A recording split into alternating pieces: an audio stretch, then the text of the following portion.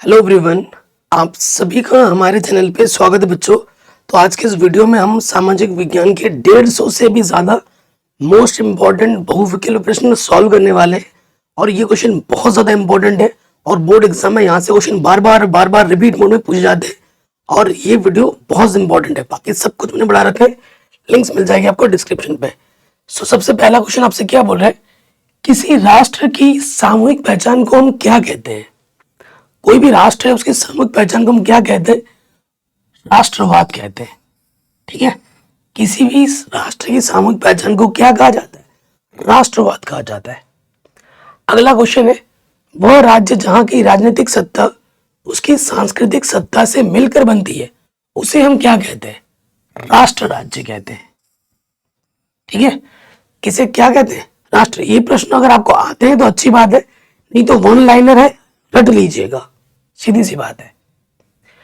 चार मित्रों की श्रृंखला, ठीक है, चार मित्रों की श्रृंखला किस कलाकार ने बनाई जिसमें उन्होंने अपने सपनों का संसार रचा? तो वो बनाई थी फ्रेडरिक सारियू ने। किसने? फ्रेडरिक सारियू ने। आगे बढ़ते, अर्नेस्ट रेनन कौन था? मोस्ट इंपॉर्टेंट क्वेश्चन है। अर्नेस्ट एक फ्रांसीसी दार्शनिक था। ठीक है, कौन था? एक फ्रांसीसी दार्शनिक था। निम्न में से किसे मेटरनिक ने हमारे सामाजिक व्यवस्था का सबसे खतरनाक दुश्मन बताया था? तो उसे बताया था मेजिनी ने। किसने? मेजिनी ने बताया था। निम्न में से किन देशों ने मिलकर नेपोलियन को पराजित किया था? तो नेपोलियन को पराजित किया था ब्रिटेन, रूस, प्रशा और ऑस्ट्रिया ने मिलकर। ऑप्शन नंबर डी सही हो जाएगा। कह रहे राष्ट्र की पहली अभिव्यक्ति किस क्रांति के साथ हुई थी? तो वो हुई थी फ्रांसीसी क्रांति के साथ। ठीक है, किस क्रांति के साथ? फ्रांसीसी क्रांति के साथ। अगला है, एकीकरण के बाद जर्मनी का सम्राट किसे घोषित किया गया था? तो राजा विलियम प्रथम को घोषित किया गया था। ठीक है, किसको? राजा विलियम प्रथम को घोषित किया गया था।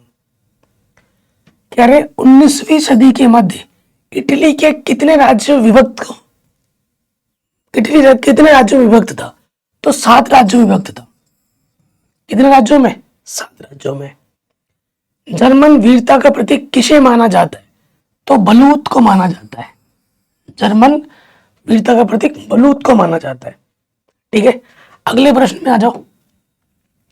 कह रहे कुस्तुनिया की संधि कब हुई थी? तो यह हुई थी 1832 ईस्वी को। कब हुई थी? 1832 ईस्वी को। नेक्स्ट, किसकी छवि सिक्कों और डाक टिकट पर अंकित की गई थी?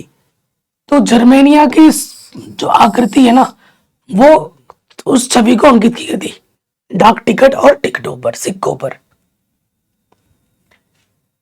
इंग्लैंड और डैश के बीच एक्ट ऑफ यूनियन के United kingdom of great Britain का गठन हुआ था। किसके बीच?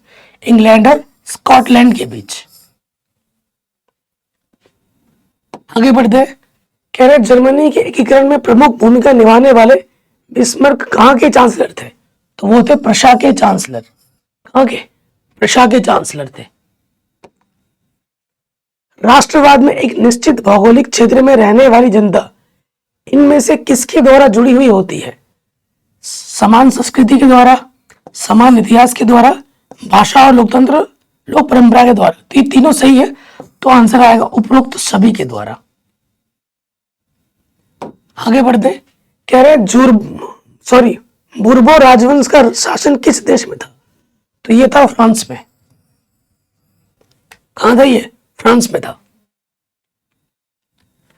वह विचारधारा जो स्त्री पुरुष की सामाजिक, आर्थिक एवं राजनीतिक समानता पर आधारित हो उसे हम क्या कहते हैं? नारीवाद कहते हैं। क्या कहते हैं? नारीवाद कहते हैं। कह रहे महात्मा गांधी दक्षिण अफ्रीका से भारत कब लौटे? 1915 में लौटे थे। ठीक है, और आने के बाद उन्होंने एक आंदोलन किया था। उस आंदोलन का नाम क्या? कमेंट में बताइएगा। कह रहे असहयोग आंदोलन का प्रस्ताव कांग्रेस के किस अधिवेशन में पारित हुआ था?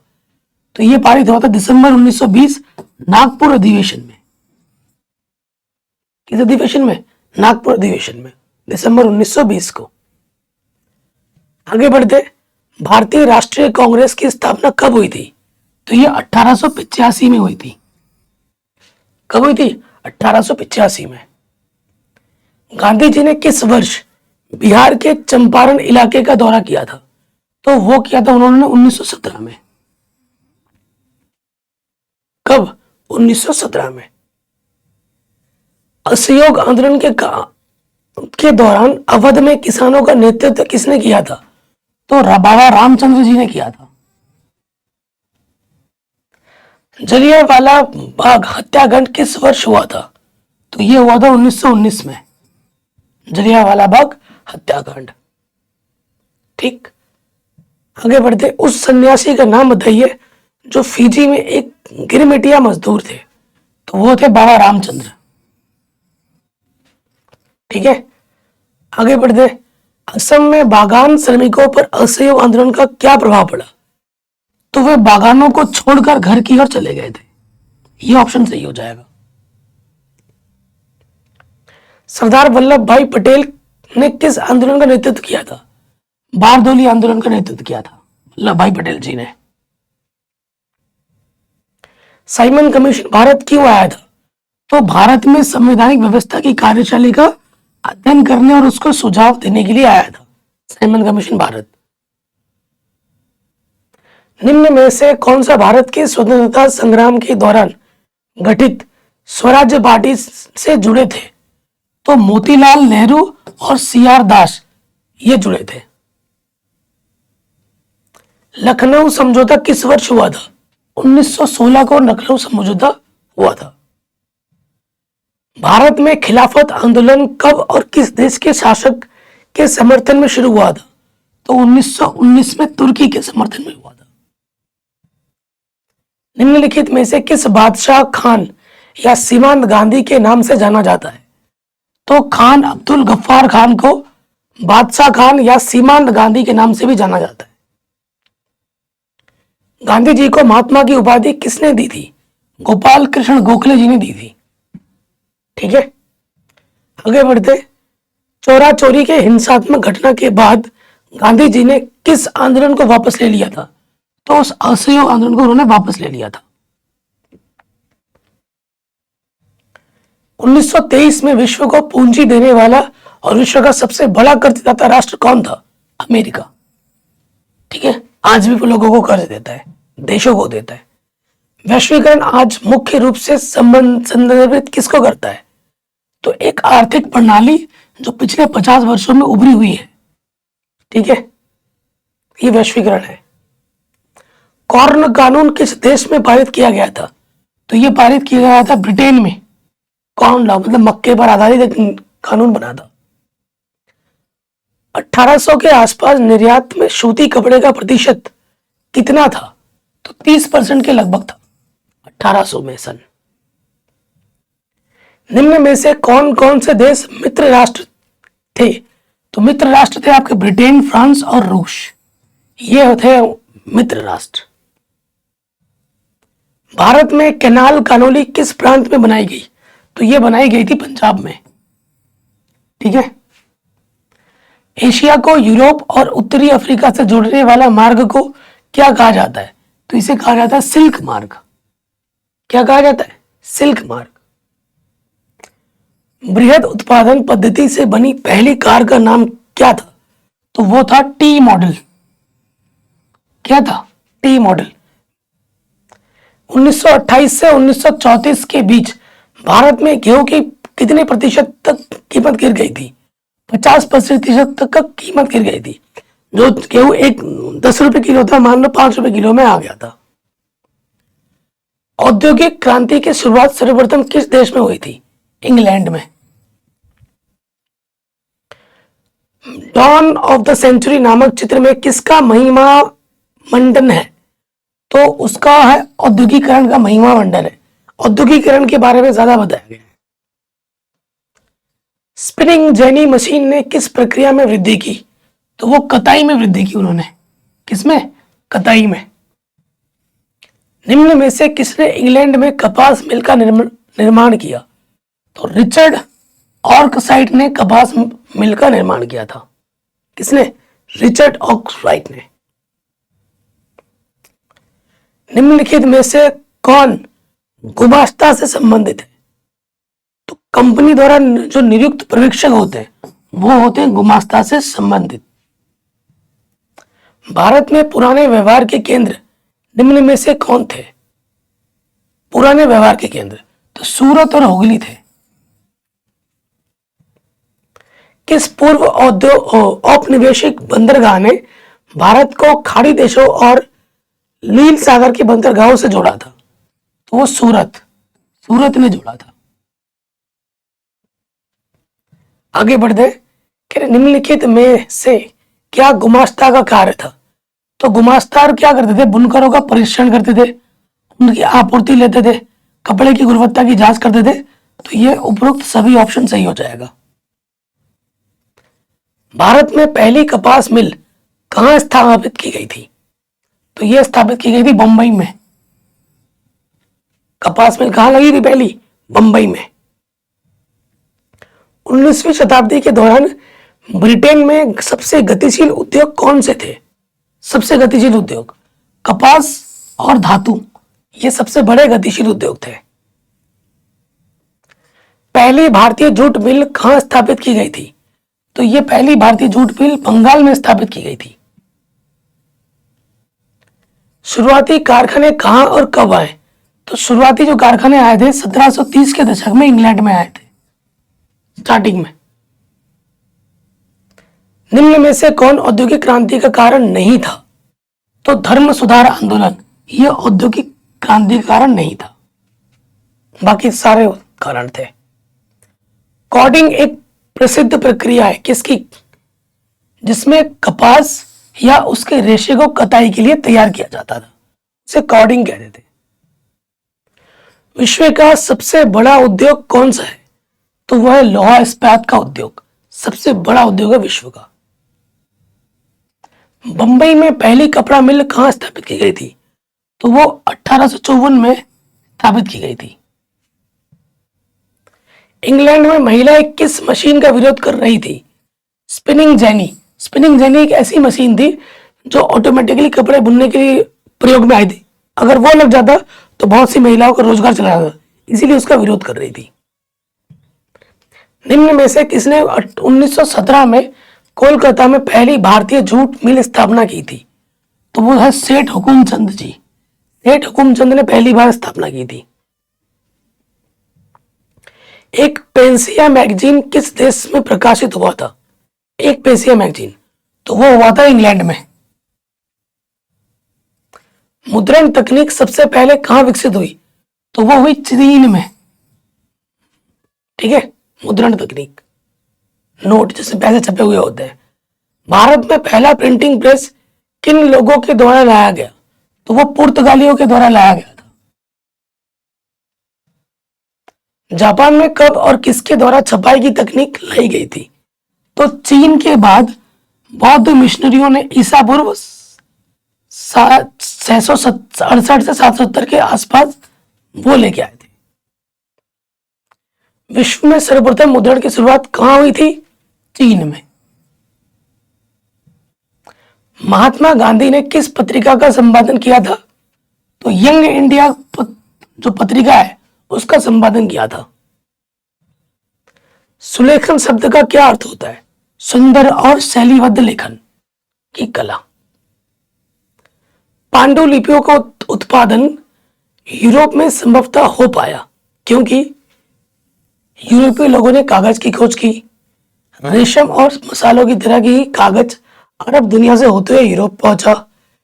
चीनी कागज रेशम और मसालों की तरह रेशम मार्ग से 11वीं शताब्दी में यूरोप पहुंचा। तो ये सारे कारण सही है, उपरोक्त सभी सही हो जाएगा। कह रहे प्रिंटिंग प्रेस का आविष्कार किसने किया था? तो गुटेनबर्ग जी ने किया था प्रिंटिंग प्रेस का आविष्कार। कंपोजिटर शब्द का अर्थ क्या है? तो वह व्यक्ति जो मुद्रण के लिए पाठ की रचना करता है उसे कंपोजिटर कहते हैं। निम्न में से गुलामगिरी के लेखक कौन थे? तो ज्योतिबा फुले गुलामगिरी के लेखक थे। वर्नाक्यूलर प्रेस एक्ट किस गवर्नर जनरल के समय में पारित हुआ था? तो लॉर्ड लिटन के टाइम में पारित हुआ था। अगला क्वेश्चन है, पिकविक पेपर्स उपन्यास किसने लिखा था? तो चार्ल्स डिकेंस जी ने लिखा था। मुद्रण की सबसे पहली तकनीक किन 3 राष्ट्रों में आई थी? तो कोरिया में, जापान में और ब्रिटेन में आई थी। जापान की सबसे पुरानी पुस्तक डायमंड सूत्र कब छपी थी? तो ये 868 ईस्वी में छपी थी। गीत गोविंद की रचना किसने की थी? जयदेव ने। 16वीं सदी में यूरोप के बाजार में कितनी मुद्रित किताबें आ गई थी? तो 20 करोड़ मुद्रित किताबें आ चुकी थी। निम्न में से कौन से जैव संसाधन नहीं है? मनुष्य है, पशु है, वनस्पति जगत है, चट्टान नहीं है। निम्न में से नवीकरणीय योग्य संसाधन कौन से हैं? तो चट्टान नहीं बना सकते, खनिज तुम दोबारा नहीं बना सकते। सौर ऊर्जा नवीकरणीय है, कभी खत्म नहीं हो सकती। काली मृदा को किस नाम से जाना जाता है? रेगर के नाम से भी जाना जाता है। नई जलोढ़ मृदा को क्या कहा जाता है? तो नई जलोढ़ मृदा को हम कहते हैं खादर। क्या कहते हैं दोस्त? खादर। किस मिट्टी में लौह धातु की अधिकता होती है? तो लाल मिट्टी में लौह की अधिकता होती है। लौह किस प्रकार का संसाधन है? अनवीकरणीय योग्य संसाधन है। बांगर और खादर किस प्रकार की मिट्टी है? तो ये जलोढ़ मिट्टी है। निम्न में से कौन सी टिप्पणी प्राकृतिक वनस्पति जात और प्राणी जात के अनाश का सही कारण नहीं है? सही कारण क्या नहीं है? पशु चारण और ईंधन लकड़ी एकत्रित करना, यह सही कारण नहीं है कि पशु चराने से और ईंधन की लकड़ियां, ईंधन की मतलब सूखी लकड़ियां लाने से नष्ट हो रहा है सब कुछ, तो ये गलत है। इनमें से कौन सा संरक्षण तरीका समुदायों की सीधी भागीदारी नहीं करता? तो वन्यजीव पशु विहार का परिसीमन, ठीक है, ये सीधी परिसीमन नहीं करता। वे जातियां जिनकी लुप्त होने का खतरा होता है क्या कहलाती है? संकटग्रस्त जातियां कहलाती हैं। लुप्त जातियों का उदाहरण क्या है? एशियाई चीता, जो बहुत ही नाक के बराबर दिखे, ठीक है, बहुत इक्का दुक्का जो प्रजाति बचे हो उन्हें कहते हैं। वन और बंजर भूमि जो सरकार, व्यक्ति और समुदायों के स्वामित्व में होते हैं उन्हें हम क्या कहते हैं? अवर्गीकृत वन। निम्नलिखित में से किस राज्य में सर्वाधिक स्थायी वन क्षेत्र है? तो वह है मध्य प्रदेश में सबसे ज्यादा है। निम्नलिखित में से कौन सा पक्षी द क्रिटिकल प्रजाति की श्रेणी में नहीं आता? मोर, ठीक है, क्रिटिकल की प्रजाति में नहीं आता। निम्न में से किस जीव के लिए जैव विविधता बहुत महत्वपूर्ण है? वह है मनुष्य, ठीक है। निम्नलिखित में से किस क्षेत्र में लौंग सिंचाई के लिए गुल अथवा कुल का निर्माण करते हैं? गुल मतलब नाली बनाते हैं, तो वह है पश्चिमी हिमालय के लोग। नर्मदा बचाओ आंदोलन का संबंध किस चीज से है? सरदार सरोवर। विश्व में जल के कुल आयतन का कितने प्रतिशत भाग महासागरों में पाया जाता है? 96.5। विश्व में जल के कुल आयतन का कितने प्रतिशत भाग अलवणीय जल है, अथवा कुल उपलब्ध जल में पीने लायक जल कितना है? तो पीने लायक जल है 2.5%। निम्नलिखित में से किस राज्य में बांध ड्रिप सिंचाई प्रणाली प्रचलित है? तो वह है मेघालय में। बांध से ड्रिप सिंचाई की जाती है। इनमें से किस नदी पर बहुउद्देशीय नदी परियोजनाएं नहीं है? तो यमुना में नहीं है, बाकी तीनों नदी में है। निम्नलिखित में से कौन सा ताजा पानी का स्रोत है? तो वह भूजल, भूमिगत जल जो आती नीचे से, ताजा पानी का स्रोत है। इनमें राजस्थान की सबसे महत्वपूर्ण परियोजना कौन सी है? इंदिरा गांधी नहर।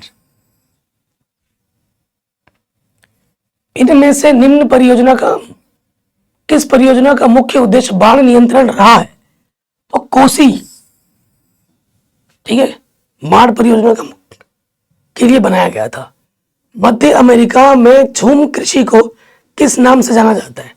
मिल्पा। झूम खेती, झूम खेती मतलब जला जला के जब फसल को फिर दोबारा खेती की जाती है। निम्न में रोपण कृषि का उदाहरण क्या है? गन्ना खेती रोपण में आता है, काट काट के रोपते हैं ना हम उसको। इनमें से कौन सी रबी की फसल है? तो जो चना होता है वो रबी की फसल होती है। सुनहरा रेशा किस फसल को कहा जाता है? तो जूट को कहा जाता है। भारत के किस राज्य में धान का उत्पादन सबसे अधिक होता है? तो वो होता है पश्चिम बंगाल में। धान की फसल उत्पादन के लिए तापमान की आवश्यकता कितनी होती है? 25 डिग्री सेल्सियस होती है। किस प्रकार के मृदा में कपास की खेती होती है? तो वो होती है काली मिट्टी में, ज्यादा कपास की खेती बेहतर होती है। भारत किस प्रकार फसल का विश्व में अग्रणी उत्पादक है? तो वह चाय में। ऑपरेशन फ्लड किस क्रांति से संबंधित है? तो श्वेत क्रांति से संबंधित है। निम्नलिखित में से कौन सा खनिज पदार्थ के अवशिष्ट भार को त्यागता हुआ चट्टानों के अपघटन से बनता है? तो वह है बॉक्साइट। झारखंड में स्थित कोडरमा निम्नलिखित में से किस खनिज का अग्रणी उत्पादक है? तो वह है अम्बरक का। अम्बरक सबसे ज्यादा पाया जाता है झारखंड में। निम्नलिखित चट्टानों में से किस चट्टान के स्तरों में खनिज का निक्षेपण और संचयन होता है?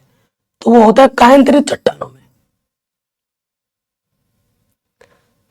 मोनाजाइट रेत में निम्नलिखित में से कौन सा खनिज पाया जाता है? तो वो थोरियम पाया जाता है सबसे ज्यादा। भारत का सबसे बड़ा बॉक्साइट उत्पादक राज्य कौन सा है? उड़ीसा। बॉक्साइट सबसे ज्यादा मिलता है यहां पर। कर्नाटक के लौह अयस्क खाने 100% इकाई कहां पर है? किस चीज के लिए? निर्यात के लिए। पवन महाशक्ति का दर्जा किसे प्राप्त है? भारत को। मैग्नीशियम नमक तथा ब्रोमाइन जैसे खनिज अधिकतर प्राप्त होते हैं कहां से? समुद्री जलों से। गुजरात का सबसे महत्वपूर्ण तेल क्षेत्र क्या है? अंकलेश्वर। क्या है? अंकलेश्वर। प्रथम सीमेंट केंद्र कहां लगाया गया था? तो यह लगाया गया था कोलकाता में, प्रथम सीमेंट केंद्र। भारत को 60% इस्पात केंद्र किन राज्यों में स्थित है? तो वो है उड़ीसा और झारखंड में। टेलीफोन, कंप्यूटर आदि का निर्माण करने वाला उद्योग कौन सा है? तो वो है इलेक्ट्रॉनिक। निम्नलिखित में से कृषि पर आधारित उद्योग कौन सा है? तो वो है चीनी। निम्नलिखित में से सार्वजनिक केंद्रों के लिए इस्पात का क्रय विक्रय करने वाला एजेंसी कौन सा है? तो वो है एनएनसीसी। एनएनसीसी। निम्नलिखित में से किस उद्योग में कच्चे पदार्थ के रूप में बॉक्साइट का प्रयोग किया जाता है? एल्यूमिनियम में। भारत में जूट उत्पादन किस राज्य का महत्वपूर्ण स्थान है? जूट उत्पादन कहां से ज्यादा होता है? पश्चिम बंगाल में। निम्न में से कौन सा उद्योग चूना पत्थर को कच्चे माल के रूप में प्रयुक्त करता है? सीमेंट में। निम्न में से कौन सी एजेंसी सार्वजनिक क्षेत्र में स्टील बाजार को उपलब्ध कराती है? तो सेल, SAIL।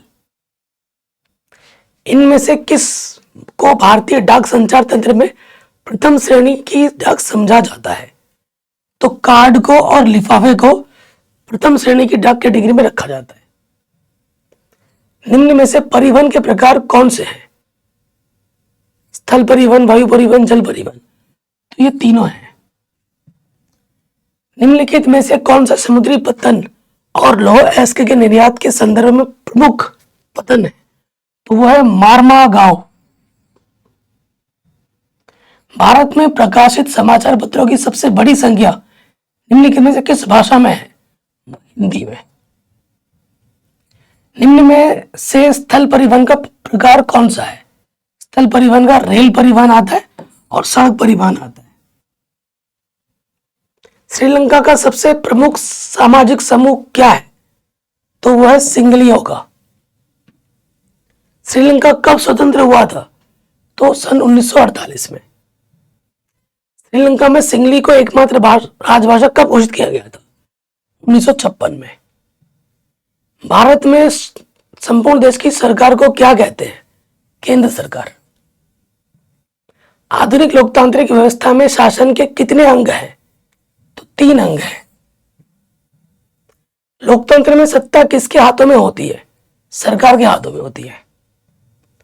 भारतीय संविधान में कितनी भाषाओं को अनुसूचित भाषाओं का दर्जा दिया गया है? 22 भाषाओं को। भारत की राष्ट्रभाषा क्या है बच्चों? तो भारत की राष्ट्रभाषा है हिंदी। ग्रामीण स्तर पर संचालित प्रशासन को क्या कहते हैं? स्थानीय प्रशासन कहते हैं। नगर निगम के पदाधिकारियों को क्या कहा जाता है? मेयर। प्रांतीय प्रशासन का संचालन कौन करता है? तो वो करता है मुख्यमंत्री। इनमें से किस देश में एकात्मक सरकार है? श्रीलंका में है एकात्मक सरकार। संघात्मक सरकार किस देश में है? तो संघात्मक सरकार है भारत में।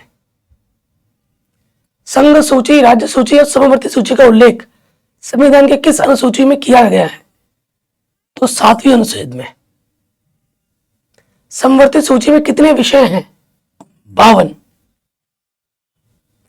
विकेंद्रीकरण क्या है बच्चों? तो केंद्रीय, राज्य और स्थानीय स्तर की सरकार को विकेंद्रीकरण है कहते हैं। इनमें से किस देश में साम्यवादी शासन प्रणाली है? तो चीन में है साम्यवादी प्रणाली। ठीक। समाज द्वारा स्त्री और पुरुष को दी गई असमान भूमिकाएं क्या कहलाती है? लैंगिक विभाजन। भारत में औरतों के लिए आरक्षण की व्यवस्था कितनी प्रतिनिधि संस्थाओं में है? केवल पंचायती राज संस्थाओं में। 2001 की जनगणना के अनुसार भारत के राज्यों में लिंग अनुपात 800 से भी कम है। कहां पर? पंजाब में, हरियाणा में और हिमाचल प्रदेश और गुजरात में।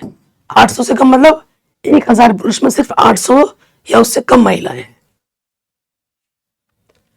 स्थानीय सरकारों में महिलाओं के लिए कितने प्रतिशत आरक्षण की व्यवस्था की गई है? 33%।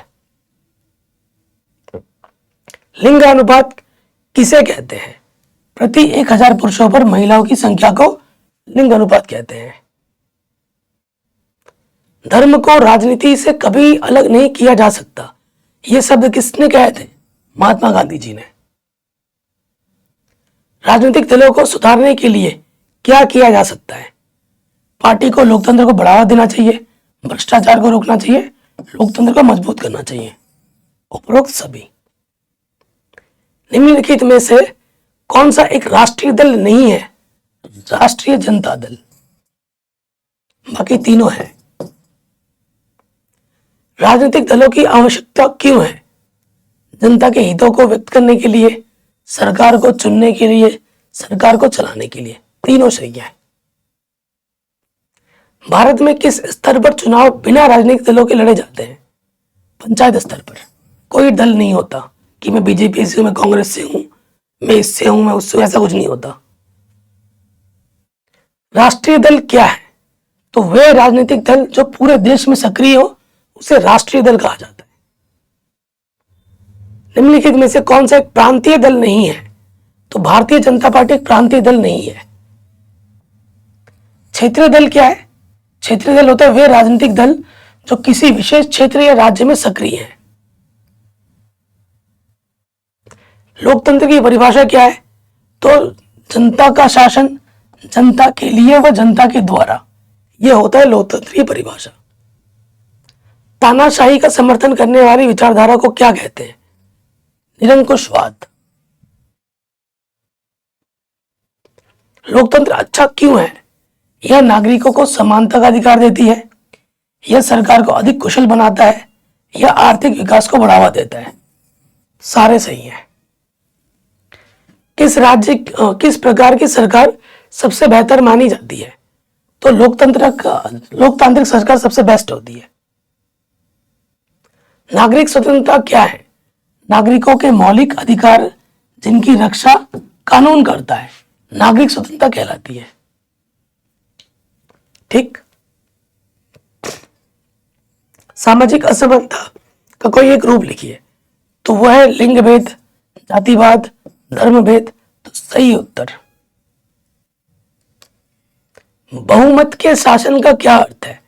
तो बहुमत का निर्णय लेना, जहां से ज्यादा वोट मिले, जहां पर लोगों का ज्यादा मत हो। कुछ लोगों का अथवा एक दल का शासन क्या कहलाता है? तानाशाही शासन कहलाता है। ठीक है। तो आज की वीडियो में मैंने आपको 150 से भी ज्यादा मोस्ट इंपॉर्टेंट क्वेश्चन बताए, जो कि वन लाइनर है। अगर आपको आता है तो अच्छी बात है, नहीं आता है तो रट लेना। ठीक है। अगर मैं चाहता इस वीडियो को 4 ऑप्शन पढ़ के वीडियो को 2 से 3 घंटा बना सकता था, जैसे बाकी टीचर करते हैं, बट वैसा मैं नहीं हूं। मैं टू द पॉइंट बोलता हूं और चीजों को सिंपल रखता हूं। समय अनमोल है, वो आपको भी पता है। बाकी मैंने विज्ञान, गणित सब कुछ पूरा पढ़ा रखा है। वीडियो लिस्ट प्लेस जरूर चेक कर लेना। चैनल पे नए हो तो सब्सक्राइब करना और इस वीडियो को हर जगह शेयर जरूर कर देना। जय हिंद। मिलते हैं नए वीडियो में, तब तक अपना ख्याल रखिए।